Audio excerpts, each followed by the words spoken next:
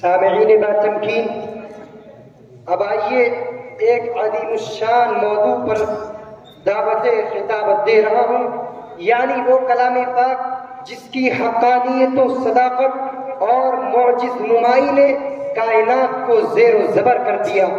ایوان باطل زمین پوش ہو گئے، ظلمت زدہ قلوب میں نورانیت کی قندیل روشن ہو گئی۔ تو آئیے عظمت قرآن کریم کے عنوان پر خطاب پیش کرنے کے لیے میں برادرم ابو سعد سلمہ متعلم عربی اول کو اس شعر کے ساتھ دعوت دے رہا ہوں کہ وہ معزز تھے زمانے میں مسلمہ ہو کر، وہ معزز تھے زمانے میں مسلمہ ہو کر، اور ہم خوار ہوئے تارک قرآن ہو کر۔ موصوف تشریف۔ الحمد لله وكفى وسلام على عباده الذين اصطفى أما بعد، فقد قال الله تبارك وتعالى في القرآن المجيد والفرقان الحميد: فأعوذ بالله من الشيطان الرجيم، بسم الله الرحمن الرحيم، ذلك الكتاب لا ريب فيه هدى للمتقين، صدق الله العلي العظيم۔ وقال النبي صلى الله عليه وسلم: خيركم من تعلم القرآن وعلمه، أو كما قال عليه الصلاة والسلام۔ الہی رونق اسلام کے سامان پیدا کر، الہی رونق اسلام کے سامان پیدا کر، دلوں میں مومنوں کے الفت قرآن پیدا کر۔ صدر محترم، اسٹیج پر رونق افروز بزرگان دین اور حاضرین انجمن، آج کی اس محفل میں اور آج کے اس مبارک انجمن میں میرا موضوع سخن دنیا کی سب سے پاکیزہ اور مقدس کتاب قرآن پاک ہے۔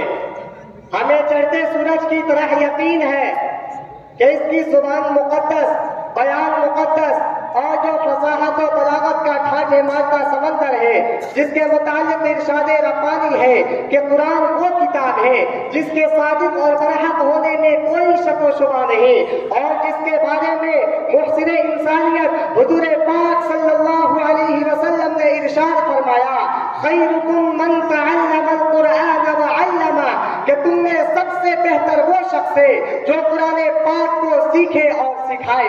دعا کیجئے کہ خدا بند قدوس ہم سب کو قرآن پاک کی دولت سے مالا مال فرمائے، آمین۔ نوجوان دوستو، قرآن پاک رب ذوالجلال کی طرف سے عطا کردہ وہ حسین تحفہ ہے کہ جس نے 23 برس کی قلیل مدت میں پورے عالم میں وہ انقلاب برپا کر دیا کہ بڑے سے بڑے فصحاء، علماء اور شعراء حیران و ششدر رہ گئے، جس کی آیتوں کو سن کر پتھر دل موم ہو گئے۔ دوستو، یہی وہ قرآن ہے جو رہتی دنیا تک کے انسانوں کے لیے سراپا ہدایت و رحمت ہے۔ یہی وہ قرآن ہے جس نے رسولوں کی رسالت کو اعزاز بخشا۔ یہی وہ قرآن ہے جس نے پسماندہ قلوب کو تازگی بخشی۔ ہاں، یہ وہی قرآن ہے جس کی برکت سے جنات و شیاطین کا آسمانوں پر جانا بند ہوا۔ یہی وہ قرآن ہے جس کی برکت سے عزت و رفعت کے شامیانے کر گئے۔ یہی وہ قرآن ہے جس کی بدولت محبوب حقیقی کی رضا نصیب ہوتی ہے۔ یہی وہ قرآن ہے جو سچائی اور امانت داری کا درس دیتا ہے۔ یہی وہ قرآن ہے جس کی بدولت حضرت عمر فاروق رضی اللہ عنہ کو ایمان نصیب ہوا۔ یہی وہ قرآن ہے جس کی نظیر پیش کرنے سے ساری دنیا عاجز و قاصد رہی۔ یہی وہ قرآن ہے جس کا مثل پیش کرنے سے عرب کے فصیح و بلیغ زبانداری کا دعویٰ کرنے والوں نے گھٹنے ٹیک دیے۔ یہی وہ قرآن ہے جس نے ضلالت و گمراہی کی دلدل میں پھنسی ہوئی انسانیت کو رشد و ہدایت کا پیغام سنایا۔ یہی وہ قرآن ہے جس کی تلاوت میں دلوں کے واسطے فرحت و بشاشت کا سامان ہے۔ یہی وہ قرآن ہے جس کی حفاظت کا وعدہ خود خالق کائنات نے فرمایا۔ یہی وہ قرآن ہے جو سچائی اور امانت داری کا درس دیتا ہے۔ یہی وہ قرآن ہے جس نے ذہنی قوتوں کو جلا بخشا۔ یہی وہ قرآن ہے جس کی برکت سے اجڑے چمن میں بہار پیدا ہوئی۔ محترم حضرات، آج کے اس نازک دور میں حفظ کلام پاک کو فضول سمجھا جاتا ہے، اس کے الفاظ رکھنے کو حماقت بتایا جاتا ہے، کہا جاتا ہے کہ اس کا رکھنا افسوس سچ افسوس کہ اس قرآن پاک کے بارے میں ہمارا یہ خیال کہ جس کے بارے میں شہنشاہ فتح تاجدار مدینہ احمد مجتبی محمد مصطفیٰ صلی اللہ علیہ وسلم نے ارشاد فرمایا اقرأ وارتقي ورتل كما كنت ترتل في الدنيا فإن منزلك عند آخر آية تقرأها کہ قیامت کے دن حافظ قرآن سے کہا جائے گا کہ تو قرآن پاک کو پڑھتا جا اور جنت کے درجوں پر چڑھتا جا اور ٹھہر ٹھہر کر پڑھ جیسا کہ تو دنیا میں ٹھہر ٹھہر کر پڑھا کرتا تھا، بس تیرا مقام اور ٹھکانہ وہی ہے جہاں تو آخری آیت پر پہنچے۔ یاد رکھو یہ قرآن دنیا کی سب سے بڑی نعمت ہے، یہ زمین و آسمان چاند و سورج ستارے کوئی اس نعمت کا مقابلہ نہیں کر سکتے۔ یہ قرآن رب کائنات کا مقدس اور عظیم کلام ہے، اور کیوں نہ ہو جبکہ اس کا اتارنے والا امین، جس کے ذریعے اتارا گیا وہ بھی امین، جس ذات پر نازل ہوا وہ بھی امین، جس مقام پر نازل ہوا وہ بھی امین، جس مہینے میں نازل ہوا وہ تمام مہینوں سے افضل، اور جس رات میں نازل ہوا وہ 1000 مہینوں سے بہتر ہے۔ مسلمانوں، قرآن کریم وہ عظیم برکت اور سعادت ہے جو روح خدا بندی ہے، معدن حیات اور سرچشمہ زندگی ہے۔ وہ عرب قوم جو پشتہا پشت سے مردہ چلی آ رہی تھی، دنیا جس کو ذلیل اور حقیر جانتی تھی، کوئی ان کو اونٹ کی مینگنیوں میں کھیلنے والا سمجھتا، کوئی ان کو جولائے عرب کا خطاب دیتا، کوئی ان کو جاہلین مکہ کہتا، لیکن جب قرآن آیا تو جن کا نام جولائے عرب تھا صحابہ کرام ہو گیا، جن کو نفرت سے یاد کیا جاتا تھا ان کو رضی اللہ عنہم ورضوا عنہ کا اعزاز ملا، جس زمانہ کا نام جاہلیت تھا اس کا نام خیر القرون ہو گیا۔ وہ مردہ قوم جو کروٹ نہیں لے سکتی تھی طاقت اور قوت سے ایسی لیس ہو گئی کہ جس نے قیصر و کسریٰ کا غرور خاک میں ملا دیا، بڑی بڑی سلطنتوں اور حکومتوں کا تختہ الٹ دیا۔ مگر افسوس سد افسوس کہ ہم نے قرآن پاک کے دامن مقدس کو ترک کر دیا، ہم نے اس کی پاکیزہ تعلیمات کو بھلا دیا۔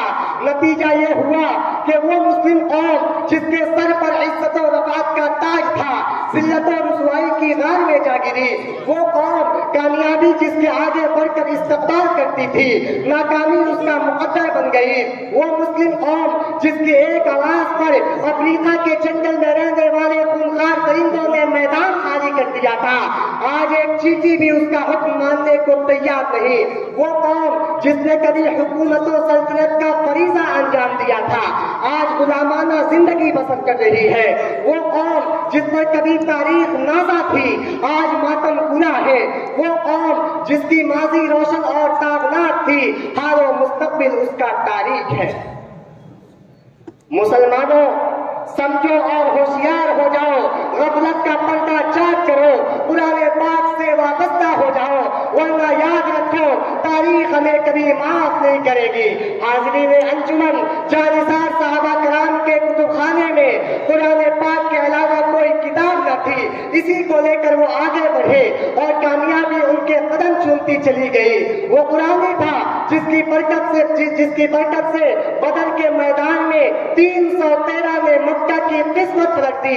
آج ہم ہیں کروڑوں میں مگر دوسری قومیں ہم پر سوار ہیں، جان ہماری محفوظ نہیں، مال ہمارا محفوظ نہیں، عزت و آبرو سے ہماری کھلواڑ ہے، نہ ہماری مساجد محفوظ ہے نہ ہمارے مدارس محفوظ ہے، ظلم و ستم کی چکی ہمارے لیے گھوم رہی ہے۔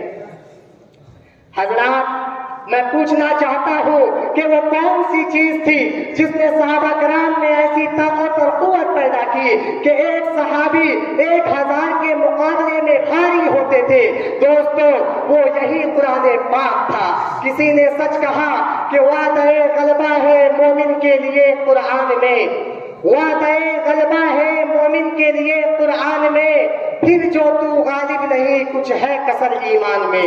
محترم حضرات، اگر ہم ماضی کی طرح حال و مستقبل کو روشن اور تابناک بنانا چاہتے ہیں تو قرآن پاک سے وابستہ ہونا ہوگا، اسے سینے سے لگانا ہوگا۔